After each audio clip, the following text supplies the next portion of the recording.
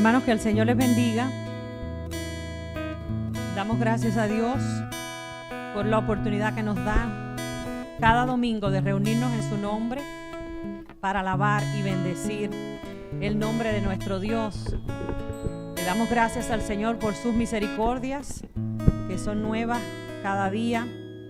Le damos gracias al Señor porque Él es bueno y porque está con nosotros. Y vamos puestos en pie a pedirle al pastor que tenga la oración de invocación. Vamos a orar pidiéndole al Señor su dirección para este tiempo.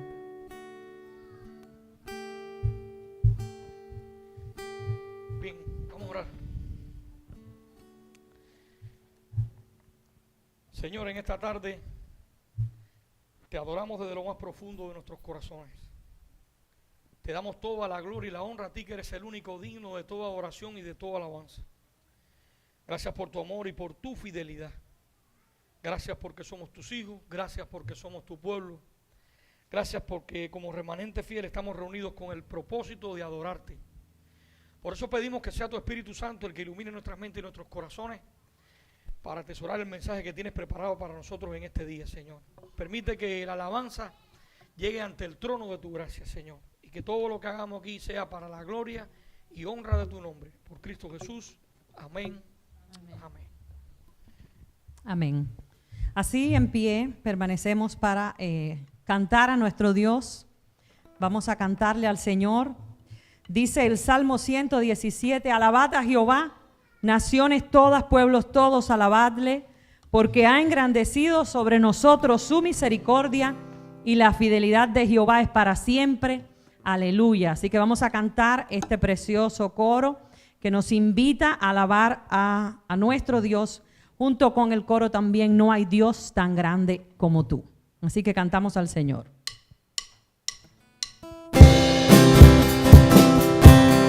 Alabad a Jehová, naciones todos, pueblos todos, alabadle.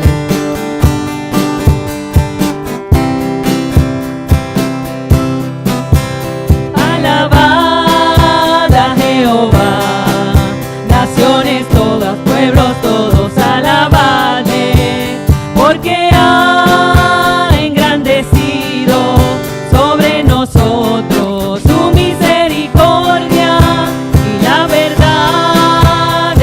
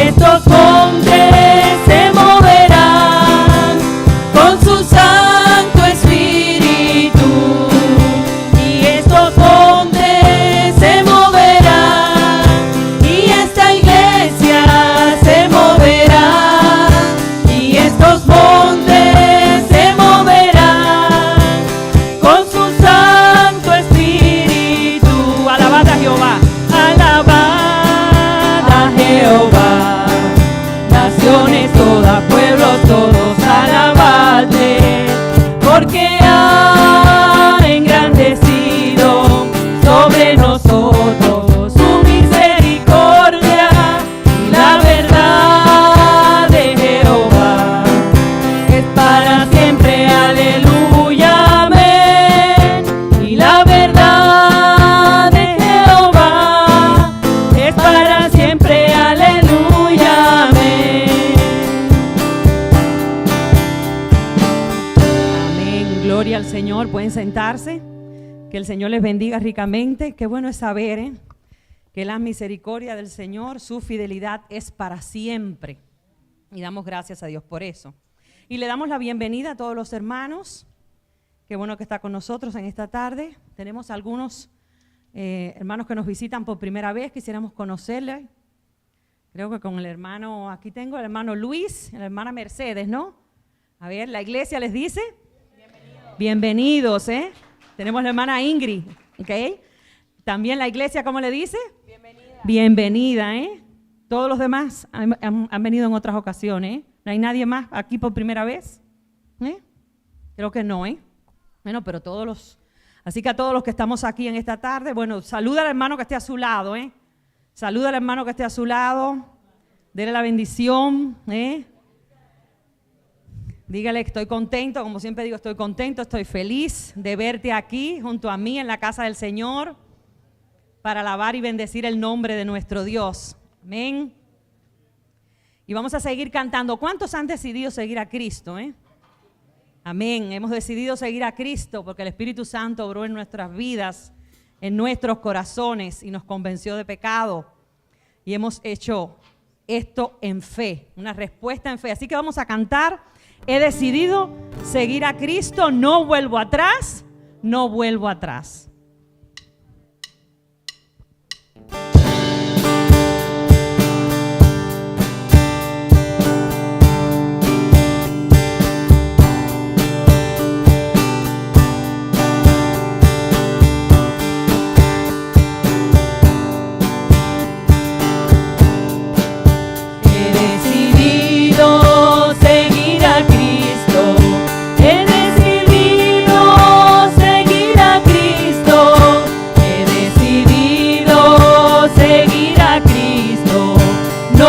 Atrás, no vuelvo atrás.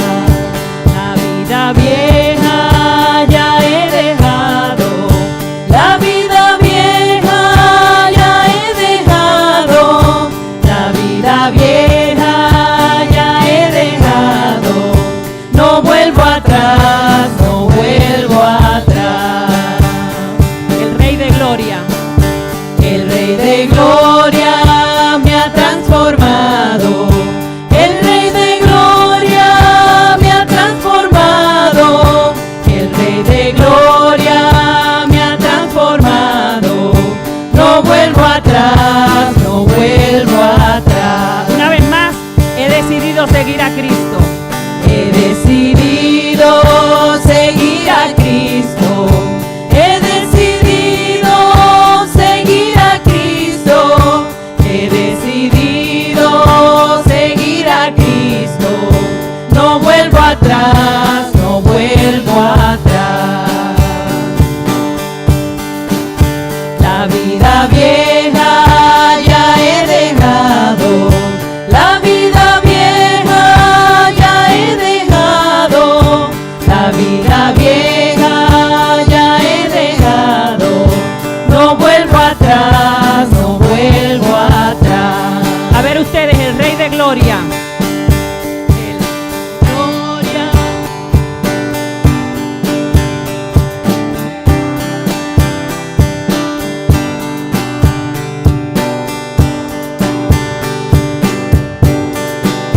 No vuelvo atrás, no vuelvo atrás.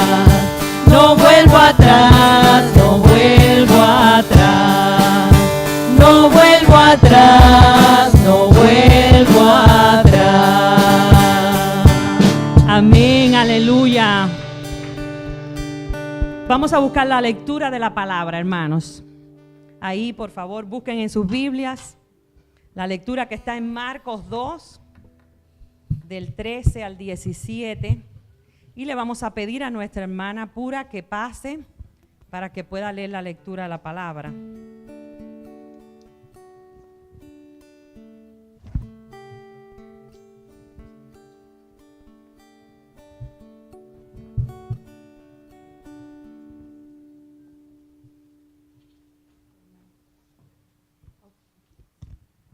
Vamos a orar, hermanos.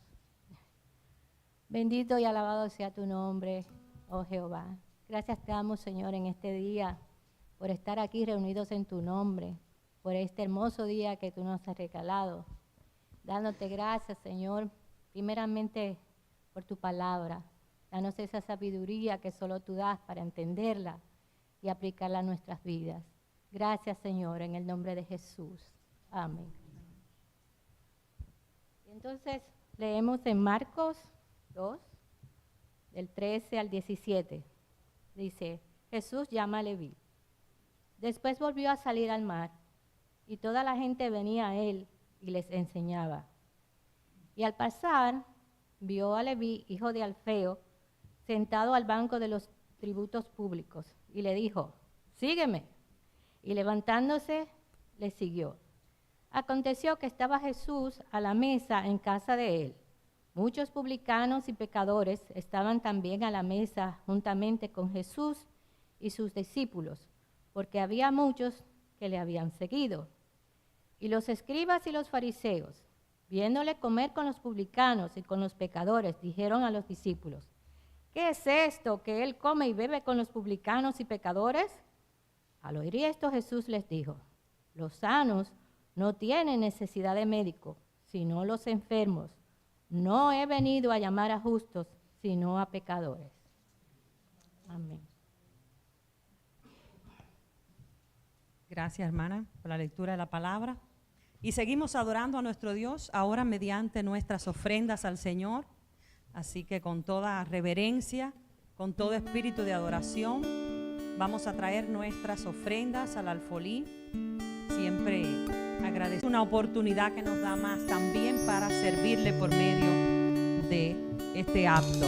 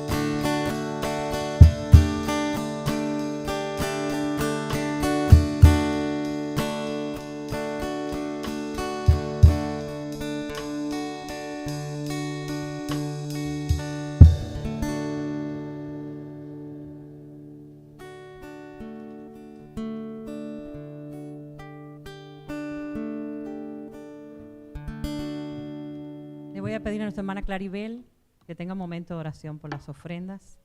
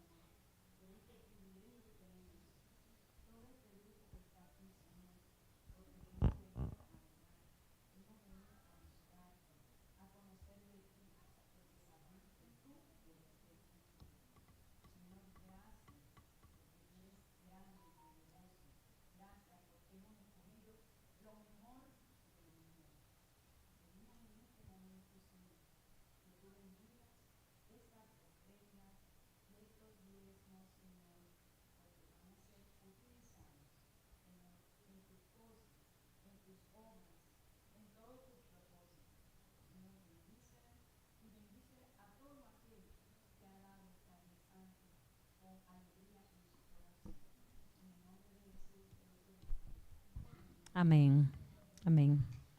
Seguimos cantando a nuestro Dios y vamos a seguir alabándole, porque dice la palabra que el Señor se goza en las alabanzas de su pueblo. Y vamos a cantar a nuestro Dios 2 alabanzas antes de darle el tiempo que resta al pastor con la predicación de la palabra. Y creo que algo importante en cada una de nuestras vidas es que podamos darle gloria a Dios, en todo momento, dándole gloria a Dios por lo que Él es, por lo que Él ha hecho en nuestras vidas y porque su misericordia y su gracia han sido infinitas para con nosotros que no nos merecemos lo que Él nos ha dado. Entonces vamos a cantar Te doy gloria, porque el Señor es hermoso. Puestos en pie, vamos a cantar Te doy gloria y después vamos a decirle al Señor que Él es digno, digno es nuestro Dios. Te doy gloria.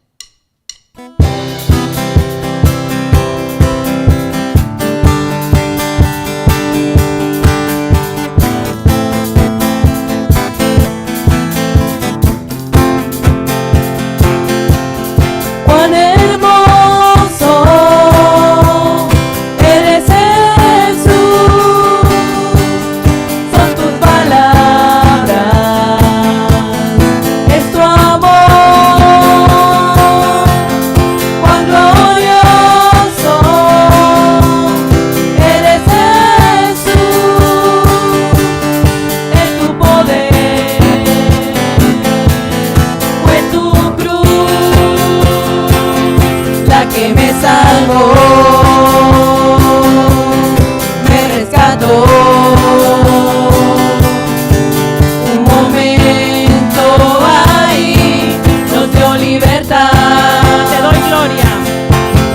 Te doy gloria, gloria, gloria. Te doy gloria, gloria, gloria. Te doy gloria, gloria, gloria. A ti, Jesús. Te doy gloria, gloria, gloria. Te doy gloria, gloria, gloria.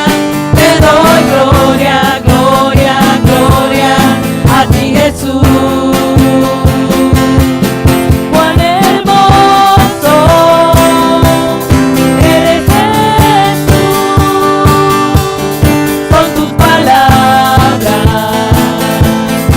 es tu amor. Cuán glorioso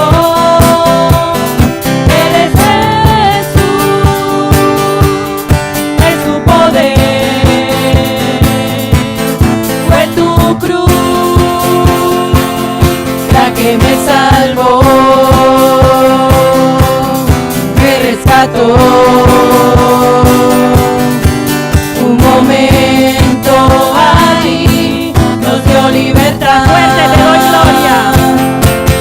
Te doy gloria, gloria, gloria. Te doy gloria, gloria, gloria. Te doy gloria, gloria, gloria.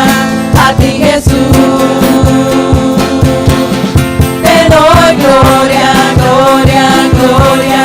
Te doy gloria, gloria, gloria. Te doy gloria, gloria, gloria. A ti, Jesús. Con una corona de espinos te hiciste rey por siempre. Con una corona de espinos te hiciste rey por siempre. Con una corona de espinos te hiciste rey por siempre. Con una corona de espinos te hiciste rey por siempre. Te doy gloria, gloria, gloria. Te doy gloria, gloria, gloria. Te doy gloria, gloria, gloria. A ti, Jesús. Te doy gloria, gloria, gloria. Te doy gloria, gloria, gloria. Te doy gloria, gloria, gloria. A ti, Jesús.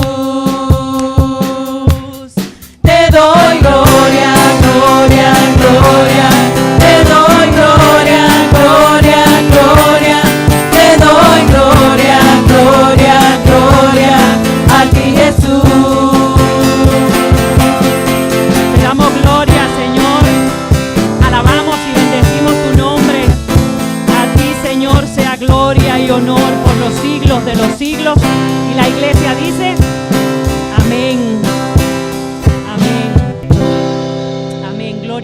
nombre, Señor. Y vamos a decirle también al Señor en esta tarde que Él es digno, Él es digno de toda adoración, Él es digno de todo reconocimiento, Él es digno de toda alabanza, Él es digno de toda gloria. Y queremos resaltar eso en esta tarde. Queremos decirle, Señor, tú eres digno.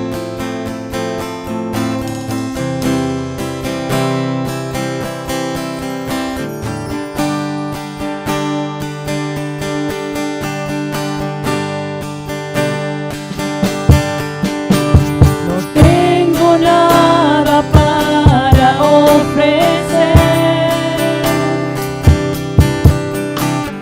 nada que te pueda sorprender.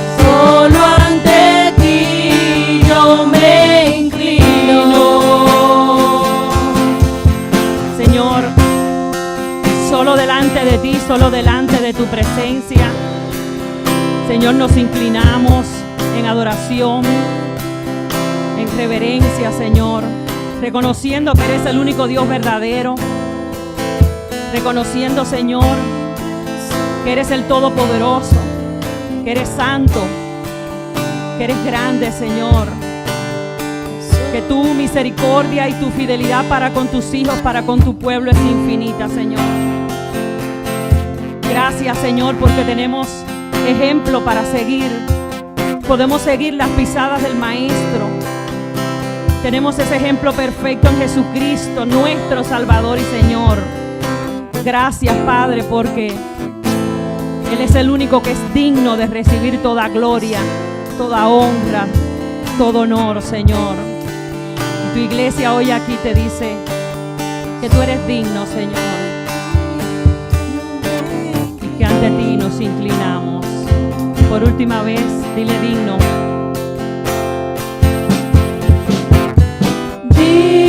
Digno, eternamente digno, impresionante y digno, solo ante ti yo me inclino. Amén, Señor. Gracias, Padre. Gracias, Señor. Te adoramos y te bendecimos. Amén. Pueden sentarse, hermanos. Y antes de pasar a que el pastor tenga el tiempo, quisiéramos pedirle a los hermanos que se van a bautizar hoy que pasen aquí al frente para tener una oración y para que la iglesia los conozca, porque no sé si todos los hermanos van a ir, van a participar de los bautismos, así que de hecho le hacemos la invitación a todos. Después de terminar nuestro tiempo, vamos acá vamos a pasar a nuestro hogar. Si alguien necesita la dirección, nos dice, por favor. Pero estos son los hermanos y algunos adolescentes que van a pasar a las aguas del bautismo hoy. Entonces, le damos gracias a Dios porque estos hermanos han tomado esta decisión de poder bautizarse, esperando que el Señor derrame muchas bendiciones sobre ellos y que puede ser una experiencia maravillosa como lo ha sido, me imagino que para todos los que nos hemos bautizado, una experiencia preciosa con el Señor.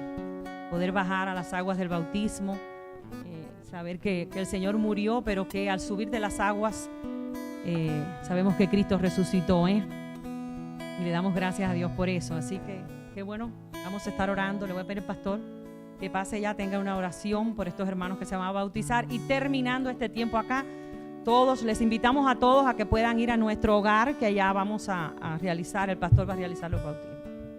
Primeramente, gracias a Dios por todo. Gracias por los hermanos que colaboraron también para esta actividad. Hay un gran manjar, así que esperamos todos. Solamente faltó Trini con el mangú y los dominicanos. Así que esperamos que para la otra esto suceda. Bien, vamos a orar. Así, espero con la ayuda del Señor que si hay algún hermano aquí que no ha dado este paso de bautizarse. Creo que es un mandato bíblico. El bautismo no es más que un símbolo externo donde públicamente vamos a confesar lo que internamente ya ocurrió dentro de nuestros corazones. Así que si usted tiene a Cristo en su corazón, usted cree en el Señor Jesucristo en su corazón, pues es un mandato del Señor que usted sea bautizado en las aguas como testimonio al mundo de que Cristo ha nacido en su corazón. Así que esperamos que si hay algún hermano que está aquí y desea también bautizarse, pues que pronto pues pueda pasar las clases, hermanos, ahí, y muy pronto podemos hacer otro bautizo aquí. Así que esperamos que Dios siga haciendo crecer la iglesia y que bueno, que muchos hermanos que no se han bautizado pues que tomen este paso. Vamos a orar. Padre, te damos gracias en este día tan especial. Gracias por tu amor, por tu fidelidad. Gracias por este grupo de hermanos que han sido valientes porque tú has entrado en sus corazones y ellos han testificado ante el mundo de que tú eres el camino, la verdad y la vida, de que tú naces en sus corazones y que como testimonio al mundo ellos están muriendo, Señor, a la carne, al mundo, a los deseos carnales, para vivir ahora en tu voluntad, Señor. Bendíceles a ellos de una manera muy especial. Yo te pido de todo corazón, Señor, que tú ejerzas en ellos, a través de tu Espíritu Santo, Señor, un don muy especial conforme al llamado que tú le has hecho. En el nombre de Cristo, amén. Amén. Bien, que Dios les bendiga y felicidades. Espero que todos los hermanos podamos ir a esta actividad. Una actividad muy especial para la iglesia, para el Señor, para estos hermanos. Y esperemos que vayamos ahí a participar. Y recordemos que los hermanos que son especialistas en lo que es el barbecue, que necesitamos la ayuda de ustedes ahí bastante. Así que, bien.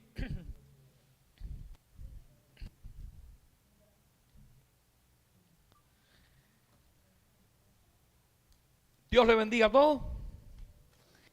Y me gustaría que todos tuviéramos la amabilidad de abrir nuestras Biblias, buscar en el Evangelio de Marcos, capítulo 2, versículos del 13 al 17, para tener la lectura de la palabra. Marcos, capítulo 2, versículo del 13 al 17. Vamos a estar aquí leyendo el llamamiento de Leví. Ya nuestra hermana Pura tuvo la lectura de la palabra y esperamos por la gracia de Dios que nosotros también podamos compartir esta palabra con ustedes en esta tarde. Bien, todos vamos a observar Marcos capítulo 2, versículo 13. Dice la palabra del Señor, llamamiento de Leví. Después volvió a salir al mar y toda la gente venía aquí, a él. ¿Y qué hacía? Les enseñaba, y al pasar vio a Leví, hijo de Alfeo, sentado al banco de los tributos públicos, y le dijo, sígueme, y levantándose, ¿qué hizo? Le siguió. Aconteció que estando Jesús a la mesa en casa de él, muchos publicanos y pecadores estaban también a la mesa juntamente con Jesús y sus discípulos, porque había muchos que le habían ¿qué? Seguido. Los escribas y los fariseos, viéndole comer con los publicanos y con los pecadores, dijeron a los discípulos, ¿qué es esto? Que él come y bebe con los publicanos y con los pecadores. Al oír esto Jesús les dijo, los sanos no tienen necesidad de médico, sino ¿quiénes? Los enfermos. No he venido a llamar a justos, sino que he venido a llamar a pecadores al arrepentimiento. Vamos a orar. Padre, en esta tarde, desde lo más profundo de nuestros corazones, queremos que sea tu Espíritu Santo el que ilumine nuestras mentes y nuestros corazones para clarificar todos los pensamientos, Señor. Te pedimos que sea tu Espíritu Santo el consolador, el que nos llene con su presencia. Quita toda perturbación de nuestra mente. Y si hay algún hermano que ha venido con alguna lucha, con alguna vicisitud, tú eres el Padre de toda consolación y de toda gracia. Te pedimos en el nombre de Jesús que estés obrando en este mismo momento conforme a tu divina voluntad, dándole la sanidad de su vida, la sanidad de su alma y sobre todas las cosas, Señor, que quites la perturbación que pueda haber en su corazón y en su mente. Ahora pedimos que sea tu Espíritu Santo el que nos enseñe todas las riquezas inescrutables que están implícitas en el desarrollo de este contexto del llamamiento de Leví, y permite, Padre Celestial, que al terminar este mensaje nosotros podamos aprender el mensaje que tú tienes preparado para nosotros. En el nombre de Jesús. Amén. Amén.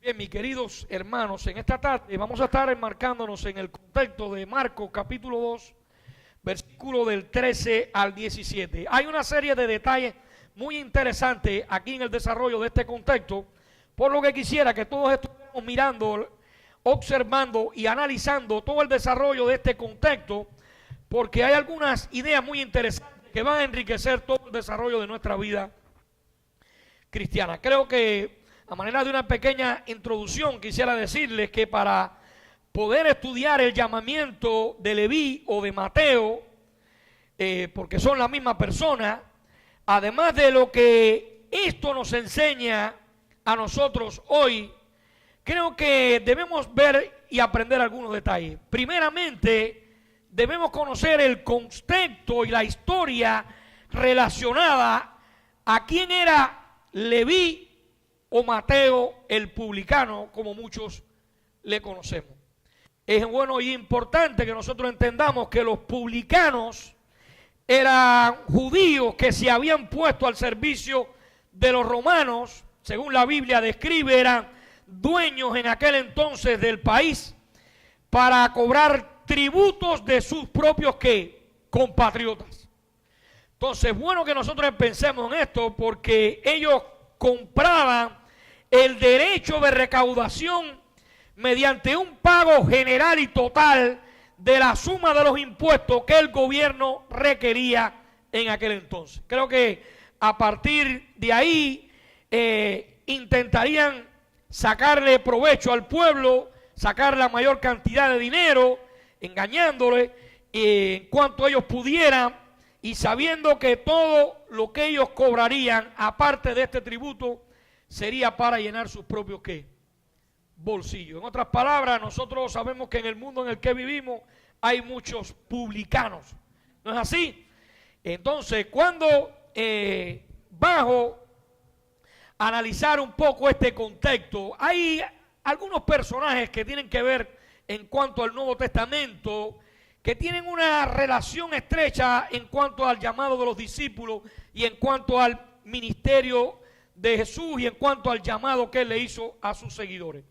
Me gustaría hablar un poco en Lucas capítulo 3, versículo del 12 al 13, cuando podemos ver que bajo la predicación de Juan el Bautista, parece ser que algunos que profesaban esta secta, podemos ver que empiezan a acercarse ahora a Juan el Bautista. Creo que cuando la predicación de Juan el Bautista empezó a desarrollarse, algunos profesaron el arrepentimiento, y miremos que Juan les avisó seriamente. En Lucas capítulo 3, versículo del 12 al 13, dice la palabra del Señor: vinieron también unos publicanos, plural, ¿para hacer qué? Bautizados, y le dijeron: maestro, ¿qué haremos? ¿Qué le respondió Jesús? No exijáis más ¿de qué? De los que está ordenado. Hermanos, si miramos la Biblia y si miramos este contexto de los evangelios, Juan el Bautista enseñó que no había nada malo en cuanto al tema de la recaudación de impuestos a favor del poder imperial, en el sentido de que esto era algo como eran los impuestos tributarios, por decirlo de esta manera. El mal radicaba en el fraude y la extorsión que los publicanos constantemente estaban practicando. Entonces, por todo esto, para los judíos, los publicanos eran traidores que se habían unido ¿a quién? Al invasor romano en este momento, y eran descritos como que eran apóstatas que habían renunciado a las promesas que Dios le había dado a sus padres. Ahora, como consecuencia de esto, los rabinos judíos los habían excluido de la sinagoga. No los dejaban entrar ¿a dónde? A las sinagogas. Los habían excluido de la vida religiosa de Israel. Y por esta razón se veían en la necesidad de buscar la compañía de otros notorios pecadores, y frecuentemente eran asociados con las rameras en aquel entonces. Ahora, pongámonos en contexto y analicemos este llamamiento en un marco regulatorio panorámico. Analicemos este contexto.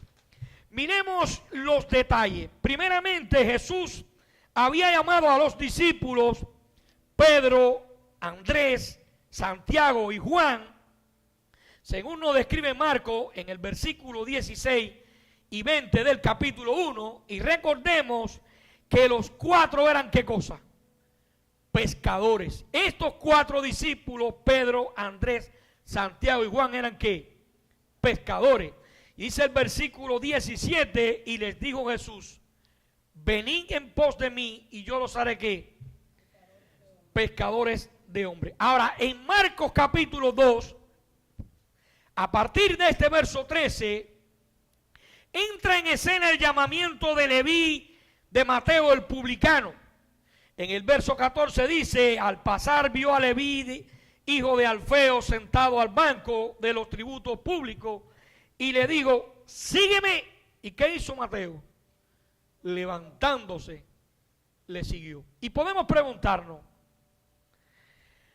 ¿cuántas cosas buenas hizo Jesús pasando por diferentes ciudades y precisamente aquí en Galilea? Pues Jesús sanó a un leproso, Jesús sanó luego 10 leprosos, yendo después a sanar en la casa de Jairo a su hija, sanó a la mujer que tenía un flujo de sangre, habló luego con Zaqueo y posó en su casa, y hay muchas cosas más que hizo Jesús. Lo que sí es claro que en Mateo capítulo 4 versículo 23 podemos ver que Jesús no perdía oportunidad, y cada vez que vemos a Jesús en escena, veíamos a Jesús predicando, enseñando y sanando. Predicando, enseñando y sanando. Creo que esto es importante, evangelizar, afirmar y discipular. Cada vez que Jesús está en cualquier escena, lo vemos predicando, enseñando y sanando. Ahora pregunto en esta tarde, ¿sería realmente perjudicial el llamado que Jesús le hizo a Mateo en el contexto? Vamos a analizarlo desde otra perspectiva, porque vamos a entrar en el desarrollo del mensaje y vamos a estudiar el llamamiento inmediato que Jesús le hizo a Leví. Fíjense que primeramente está con Pedro, Andrés, Santiago y Juan, que eran ¿qué? Pescadores, ¿no es así? Si eran pescadores tenían que pagar ¿qué cosa? Impuestos. Yo pregunto, ¿cuántos impuestos le hubiera pagado? Hubieran tenido que ellos pagarle a quién? A Mateo. La Biblia no lo dice, pero pensemos por un momento el contexto relacional. Creo que si miramos, Leví era un publicano, y sería bueno analizar los detalles acerca de quién era Mateo el publicano. Leví es el nombre que Mateo, el autor del primer evangelio, usaba entre los judíos. Primeramente, su ocupación era un publicano que tenía ¿qué cosa? Su banco de tributos públicos junto al mar de Galilea. ¿Dónde pescaban quiénes? Pedro, Andrés, Santiago y Juan. Entonces, su carácter estaba afectado sin duda por su trabajo. Los publicanos eran propensos al abuso, eran codiciosos, se mostraban con prepotencia, con una doble moral, con arrogancia, con protagonismo, con falta de decoro, con falta de principio, porque eran capaces de aplastar a los de su propia nación por un problema de ¿qué? De dinero. Estos vendieron el alma al diablo, ¿por qué? Por dinero. Desgraciadamente, eso que ocurrió en aquel contexto hoy en día también ocurre. ¿Es verdad o no es verdad?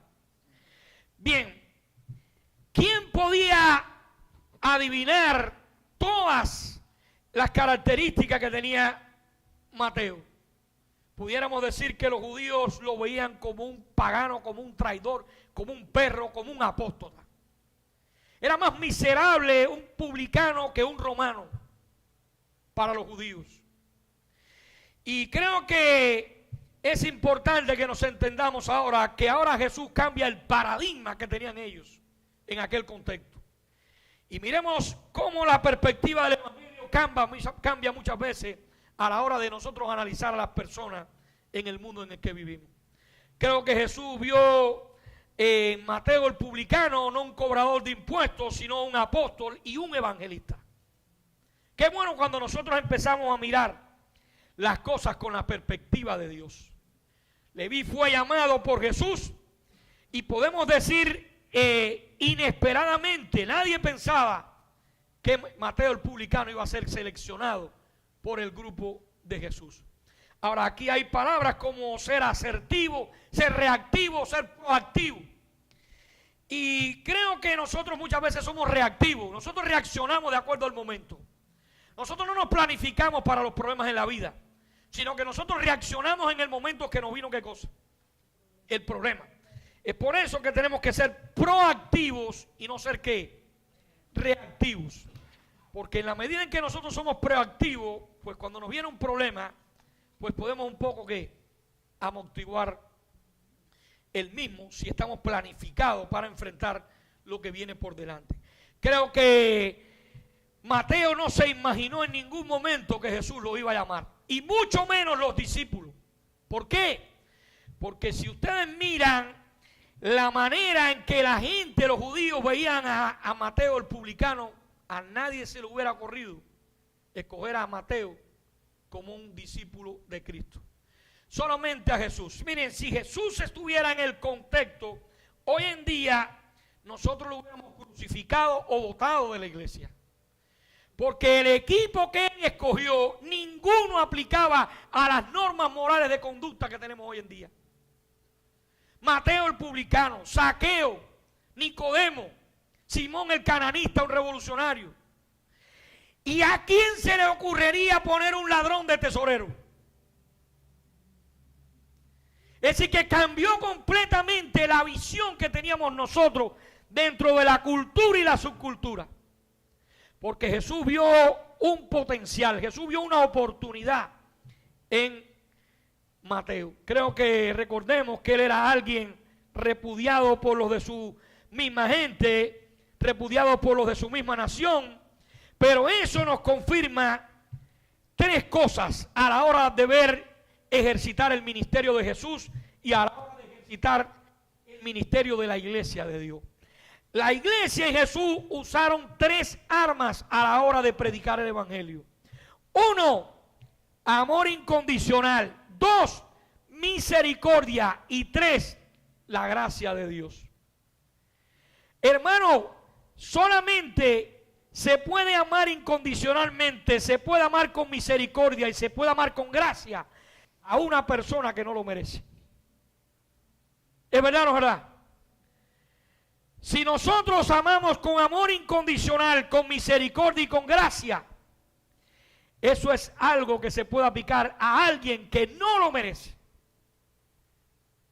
Por eso es que el evangelio es contracultura, por eso es que el evangelio cambia, transforma, porque es lo vil y lo menospreciado de este mundo. Escogió Dios para avergonzar a quién?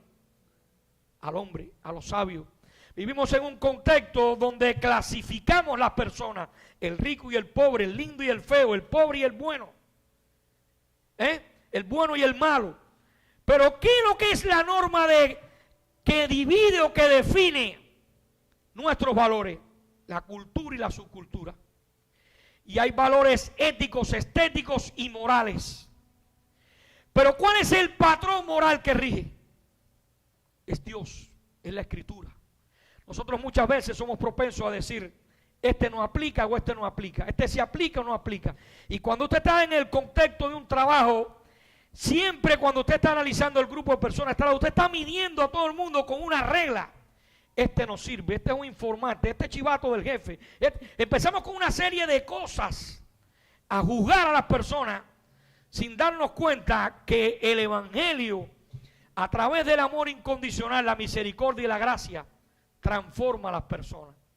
Y vamos a Pablo, primero a los Corintios, capítulo 1 y 28, dice, lo vil y lo menospreciado escogió Dios. Y lo que no es, dice, para deshacer lo que es. Si vamos a Gálatas capítulo 1, versículo 15, nos encontramos aquí ahora al apóstol Pablo, perseguidor de la iglesia, un hombre fariseo de los fariseos, instruido a los pies de Gamaliel, era el más temido que había en aquel entonces. Pero dice Gálatas 1:15, pero cuando le agradó a Dios, quien me llamó desde el vientre de mi madre por su gracia. Es decir, que había un Dios que tenía un designio, un propósito y para su gloria. Amén. Qué bueno saber que Dios es soberano, sustentador, preservador, proveedor de todas las cosas, pero que Dios no juega los dados, decía Alberenti. Si vamos a Jeremías capítulo 1, versículo 5, como dice también, Dios me escogió desde el vientre de mi madre. ¡Wow! Hermano, creo que tenemos un Dios de orden, un Dios que planifica, un Dios que tiene designios, consejos, mandatos, propósitos en todo lo que Él hace. Del mismo modo obra Dios hoy en día, no solamente con aquellas personas, sino también con nosotros. Pregunto, ¿quién llamó a Leví? Jesús. ¿A quién había de seguir él? A Jesús. Según dice el verso 14, la segunda parte. Leví fue llamado y tenía que seguir al maestro. ¿Para qué? Para aprender de él. Al Salvador que redime nuestras almas y que cambiaría su vida. Al Rey a quien debemos servir y honrar, y él debería servirle y honrarle. Y al Santo a quien debemos de imitar, y él debería de ¿qué? De imitarle. Pero algo muy importante tenía que definir Leví, y era que Dios lo llamaba y que él fue fiel al llamado de Dios. ¿Él qué hizo? Le siguió. Pregunto, ¿cuántos somos llamados por Dios en este mundo? Hay muchos que se montan en el tren de que son llamados por Dios y se bajan en diferentes paradas. Pero el que es llamado por Dios verdaderamente cumple su propósito hasta el fin, porque irrevocables son los dones y el llamamiento de Dios. Ahora estoy pensando aquel rey que hizo un llamado porque tenía una hija que no quería que nadie se casara con ella. Y él tenía una idolatría tan grande con esa niña que dijo, ningún príncipe se casa con mía. Y el gran problema fue que él mandó a hacer un castillo y alrededor lo llenó de agua completa y puso todo aquello lleno de cocodrilo. Y dijo, cada año, en el día tal, el príncipe que logre tirarse a nado y logre pasar este lago que está alrededor del castillo, y toque la puerta del castillo, ese será honorable y será el esposo y será el nuevo rey quien se casará con mi hija. Claro está, por años todo el que llegaba miraba para atrás, porque cuando veían toda esa salvajada de cocodrilo, pues nadie tenía valor de lanzarse. La historia dice que en un día tan especial, en una multitud tremendo, alguien se lanzó y salió nadando a tal velocidad, los cocodrilos le cayeron atrás, pero pasó. Dice que las campanas del reino empezaron a sonar, ya tenemos un nuevo rey, ya tenemos el esposo de la princesa, El rey llorando le dijo, hoy se ha cumplido la promesa que dije, que el príncipe que fuera valiente que hiciera esto, iba a ser el rey de mi reinado, iba a casarse con mi hija y tendría todo lo que él pidiere. Él le dijo, puedes pedir un deseo y te lo daremos. Y aquel señor temblando, lleno de frío, miró a todo el mundo y dijo, solamente quiero que me traigan aquí al que me empujó. Quiere decir que aquel hombre no había tenido una motivación correcta, sino que lo habían ¿qué? Empujado. Hermano, a veces las apariencias engañan. Es importante saber cuál es el móvil que me lleva a hacer a mí las cosas. ¿Por qué yo estoy haciendo estas cosas? ¿Para agradar a los hombres o para agradar a Dios? Creo que una muy buena pregunta que podemos hacer en esta tarde es, ¿por qué escogió el Señor a Leví? ¿Por qué no a otro? ¿Por qué al más despreciable? ¿Por qué aquel que era un apóstata? ¿Por qué aquel que era un pisoteador de su pueblo? ¿Por qué aquel que tenía un testimonio de ladrón y todas estas cosas? Pues seguramente, como en el caso de Pablo, para mí es para mostrar la grandeza de su misericordia, de su amor incondicional y de su gracia. Creo que también para enseñar que nadie está fuera del alcance de la salvación de Dios. Creo que Timoteo, primera de Timoteo capítulo 1, versículo 15 al 16, dice, palabra fiel y digna de ser recibida por todos, que Cristo Jesús vino al mundo para salvar a los pecadores, de los cuales yo soy el primero, dice Pablo. Pero por esto fui recibido a misericordia, para que Jesucristo mostrase en mí, ¿qué cosa? El primero toda su clemencia, para ejemplo de los que habían de creer en él para vida eterna. Wow. Hermano, Mateo no fue solamente un testigo y un predicador, sino que también una evidencia clara y una ilustración de la gracia divina manifestada en Cristo en aquel entonces. Además, creo que ¿qué pensarían los otros discípulos al escuchar al Señor llamando a Leví el publicano para integrar el grupo de sus seguidores íntimos? Y estoy recordando cuando Jesús los llamó a ellos y les dijo: quiero que ustedes sean pescadores de hombres. Sin duda tuvo que ser una prueba también para estos discípulos, para ellos, y en especial para Pedro, para Andrés, para Jacobo y para Juan, que eran pescadores y seguramente tuvieron que pagar muchos impuestos injustos a Mateo. Mateo, Leví, como quiera llamarlo, siguió a Cristo desde el primer momento de su llamamiento. Pregunto, ¿a dónde lo llamó Jesús? Creo que, número uno, lo llamó a una vida nueva. Número dos, lo llevó a una renuncia de su vida antigua. Lo llamó a un arrepentimiento.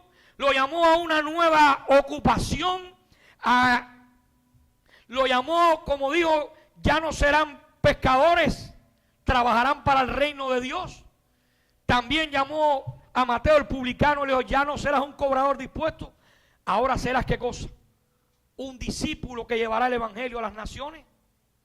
Ahora, todos sabemos que el llamado de Dios tenía que hacerlo con valentía, con fidelidad, con obediencia, con abnegación, con sufrimiento. Porque Jesús le dijo: toma su cruz y sígueme. Y estoy pensando aquel que estaba por años ahí con su lecho, y llega Jesús, ahora le dijo: levántate, toma tu lecho y sígueme. Y esto no lo dice la Biblia, pero yo he tratado de pensar un poco en esto. Y cuántos años ese hombre ahí en el lecho, mugriente, orinado, ensuciado, cuánta mugre, cuántas cosas pudiéramos pensar, cuántos malos olores podía desprender el lecho, que por años estuvo esa persona ahí. Y ahora le dice: toma el lecho y llévalo contigo. Me parece que la idea era: cada vez que mires ese lecho, vas a saber de dónde te saqué. Y es bueno que nosotros entendamos esta realidad. De dónde nos sacó Dios y hacia dónde nos lleva. Amén. Creo que es importante que nosotros entendamos esta realidad. Leví ya no trabajaría más como cobrador de impuestos. Ahora iría a los perdidos a predicarles el reino de Dios. Se pasaría 3 años y medio en un discipulado con Jesús, aprendiendo todas las herramientas que necesitaba llevar a cabo en la obra para predicar el evangelio. En otras palabras, discipulando a Mateo y a los discípulos. Y creo que, como ya hemos dicho en otras predicaciones, a los fariseos les escandalizaba que Jesús se acercara a los publicanos y a los pecadores. A Jesús lo llamaban amigo de los pecadores. El problema es que eran moralistas y eran legalistas, que no podían entender la gracia de Dios a favor de hombres perdidos que no lo merecían. Y es importante que nosotros entendamos esta realidad, porque por un lado predicamos el relativismo hedonista, que predica la verdad sin gracia, y por el otro lado hoy en día predicamos el moralismo legalismo, que predica la gracia sin verdad. Pero el evangelio está lleno de gracia y de verdad. O sea, no es irnos a un extremo de relativismo hedonista, de placer, de comamos y bebamos que mañana moriremos. Pero tampoco vivir en un grado de moralidad creyendo que nosotros somos más justos que Job. Porque por un lado predicamos la santificación y por el otro lado predicamos la justificación. Y es importante primero predicar justificación y luego santificación. ¿Ve? Porque cuando una persona se convierte a Dios por justificación, luego viene el proceso de crecimiento en la vida cristiana. Pero no creamos que la persona que viene a la iglesia un día, un año, va a cambiar lo que a nosotros 30, 40, 50 años nos ha costado cambiar. Porque vivimos en un proceso de santificación, dándole la espalda al pecado. Amén. Muy importante que entendamos esto, porque Dios obra en maneras que no podemos entender. Recordemos que ahora Jesús está llamando a los discípulos, dejen lo que tienen, no pesquen más, vamos con nosotros, vamos a servir al Señor, vamos a estar ahora predicando por todas las naciones. Y entonces uno predicando, y la comida y el dinero, ¿quién nos va a sustentar? ¿Dónde están los recursos? Y ahora aparece un joven rico con camello, con bestia, con todo por ahí. Y cuando ellos vieron aquello, wow, que diciendo, maestro bueno, ¿qué debo hacer para ser salvo? Dice que los discípulos se miraron uno a otro y dijeron, hoy llegó el tesorero. ¿Ve? Aquí está el que nos va a proveer todos los recursos. Y ninguno de nosotros nos hubiéramos atrevido a predicarle como les predicó Jesús. Nosotros fuéramos más que, ven para acá, siéntate aquí, ¿me entiendes? Jesús le dijo, ¿qué cosa? Vende todo lo que tiene y sígueme. Primero dijo, ¿por qué me llamas bueno si hay uno solo bueno? Me pare. Así que le vendió, ¿qué cosa? La ley por la cabeza. Vende todo lo que tiene y sígueme. Y dice que bajó su cabeza y se fue porque tenía muchas ¿qué? Posesiones. Y creo que un discípulo miró al otro y dijo, ¿quién será salvo? ¿Qué es esto que está haciendo Jesús? Jesús no sabe que este es el tesorero, que este hombre es el que tiene todos los recursos para proveernos. ¿Quién podrá ser salvo?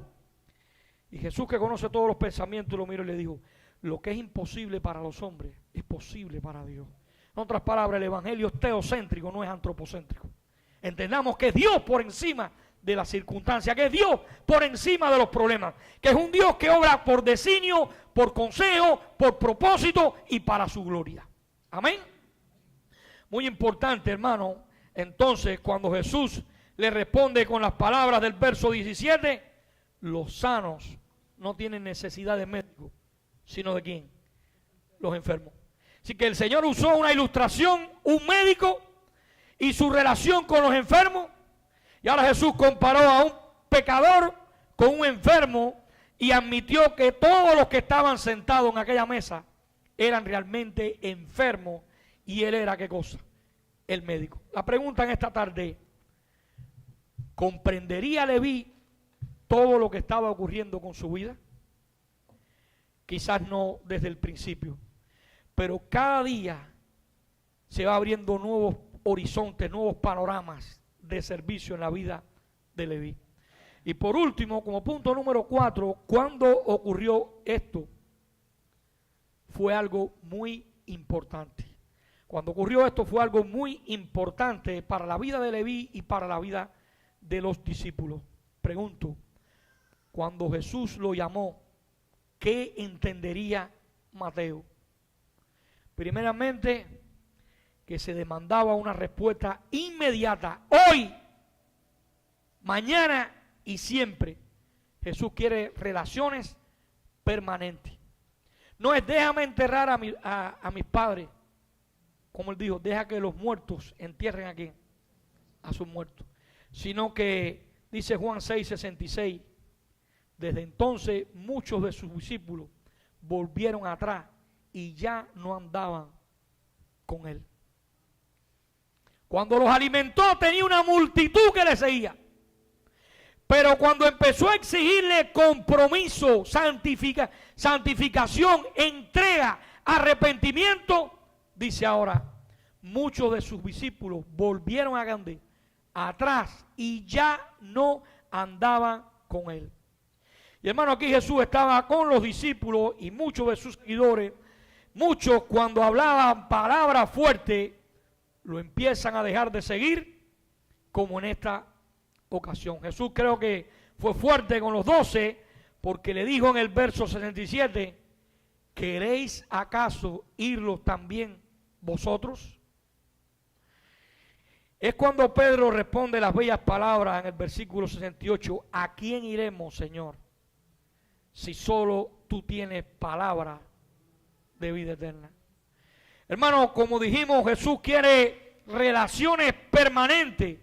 La respuesta de Mateo fue inmediata decisión, fue sin ninguna duda, fue plena en confianza y fue de gratitud y de gozo. ¿Quién soy yo para que un rey muriese por mí?